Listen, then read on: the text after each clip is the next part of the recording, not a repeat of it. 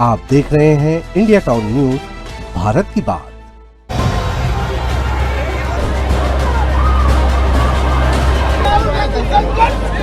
हम तुम्हारे साथ हैं। फिर आज भारतीय जनता पार्टी की सरकार ने लाठियां लेके आए थे, पानी के पाउच लेके आए थे और उन्होंने कांग्रेस कार्यकर्ताओं के ऊपर पत्थरों से, लाठियों से, पानी पाउच से हमला बोला। भारतीय जनता पार्टी की सरकार बौखला गई है। वह लोकतांत्रिक विरोध का सामना करने का चरित्र खो चुकी है और बेहद शर्मनाक है कि जिन्हें कानून व्यवस्था को संभालने की जवाबदारी है, ऐसे लोग विपक्ष के ऊपर हमला बोल रहे हैं। इस हमले में हमारे 1 दर्जन से अधिक कार्यकर्ता घायल हुए।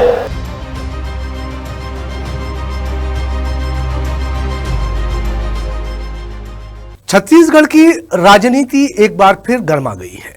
रायपुर में बीजेपी और कांग्रेस के बीच प्रदर्शन के दौरान हुए विवाद ने अब कानूनी और राजनीतिक दोनों मोर्चों पर नया मोड़ ले लिया है। पुलिस ने कांग्रेस के 12 नेताओं के खिलाफ एफआईआर दर्ज की है।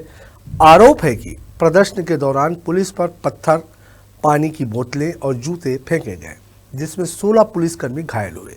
कांग्रेस इस कार्रवाई को राजनीतिक प्रतिशोध और तानाशाही करार दे रही है, जबकि बीजेपी इसे कानून व्यवस्था पर हमला बता रही है। आखिर प्रदर्शन की राजनीति अब किस दिशा में बढ़ रही है? नमस्कार, आप देख रहे हैं इंडिया टाउन न्यूज। मैं हूं आपके साथ कमर गौस। देखिए हमारी ये खास रिपोर्ट।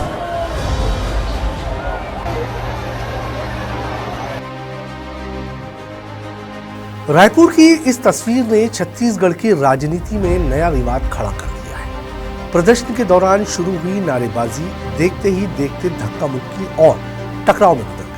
पुलिस का आरोप है कि भीड़ की ओर से पथराव, बोतलें और जूते फेंके गए, जिसमें कई पुलिसकर्मी घायल हुए। इसके बाद पुलिस ने कांग्रेस के 12 नेताओं के खिलाफ मामला दर्ज कर लिया। अब इस कार्रवाई को लेकर सियासत तेज हो गई है। राजधानी रायपुर में हुए प्रदर्शन के बाद अब सियासी संघर्ष और तेज हो गया है। पुलिस द्वारा दर्ज एफआईआर ने पूरे मामले को नया राजनीतिक रंग दे दिया है। पुलिस का कहना है कि प्रदर्शन के दौरान भीड़ ने बैरिकेडिंग तोड़ने की कोशिश की और हालात बिगड़ने पर पुलिस पर पथराव, पानी की बोतलें और जूते फेंके गए। इस घटना में 16 पुलिसकर्मी घायल हुए, जिनमें कुछ को उपचार भी करना पड़ा।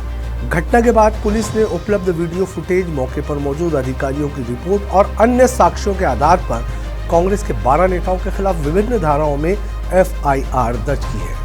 पुलिस का कहना है कि कानून अपने तरीके से काम करेगा और किसी को भी कानून हाथ में लेने की अनुमति नहीं दी जा सकती। इधर कांग्रेस ने इस कार्रवाई को पूरी तरह राजनीतिक बताया है। पार्टी नेताओं का कहना है कि वे लोकतांत्रिक तरीके से अपनी मांगों को लेकर प्रदर्शन कर रहे थे, लेकिन सरकार ने आवाज दबाने के लिए पुलिस का इस्तेमाल किया। कांग्रेस का आरोप है कि प्रदर्शनकारियों पर अनावश्यक बल प्रयोग किया गया और अब नेताओं को डराने के लिए झूठे मामले दर्ज किए जा रहे हैं। राजीव भवन पर आज भारतीय जनता पार्टी की सरकार ने सुनियोजित तरीके से हमला बोला।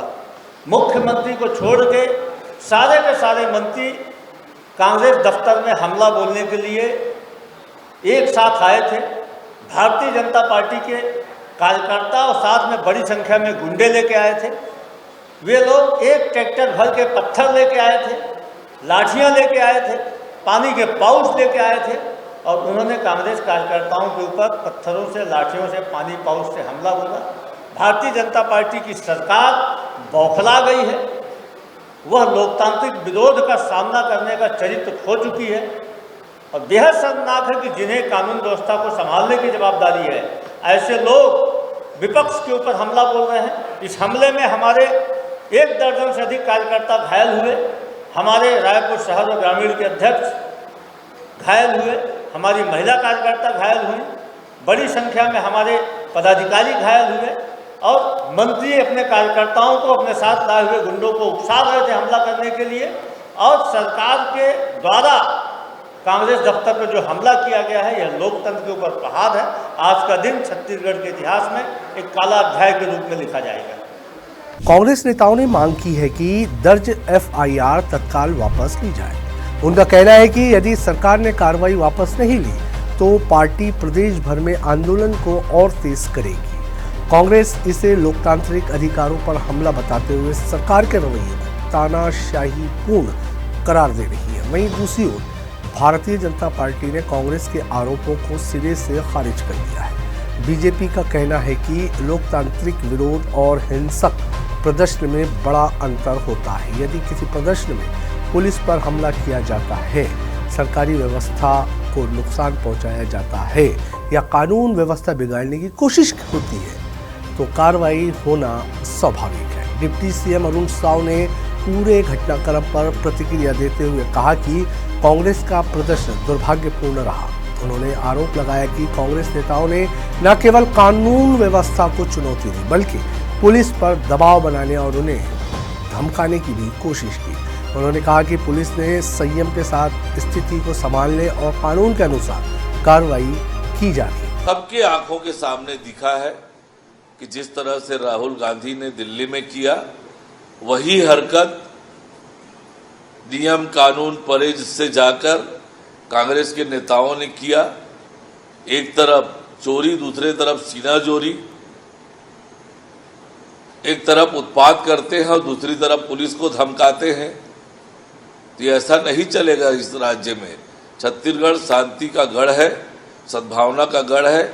इस तरह का आचरण छत्तीसगढ़ की जनता का भी बर्दाश्त। इस पूरे घटनाक्रम के बाद प्रदेश की राजनीति में आरोप प्रत्यारोप का दौर जारी है। कांग्रेस इसे लोकतंत्र की आवाज दबाने की कोशिश बता रही है, जबकि बीजेपी कानून व्यवस्था और पुलिस पर हुए हमले का मुद्दा उठा रही है। अब यह मामला केवल सड़क तक सीमित नहीं है, बल्कि राजनीतिक बहस का बड़ा विषय बन चुका है। आने वाले दिनों में यह मुद्दा और गरमाने के संकेत है। यदि एफआईआर को लेकर कांग्रेस आंदोलन तेज करती है, तो प्रदेश की राजनीति में इसका असर और गहरा हो सकता है। वहीं पुलिस का कहना है कि जांच निष्पक्ष तरीके से आगे बढ़ेगी और उपलब्ध साक्ष्यों के आधार पर आगे की कार्रवाई की जाएगी।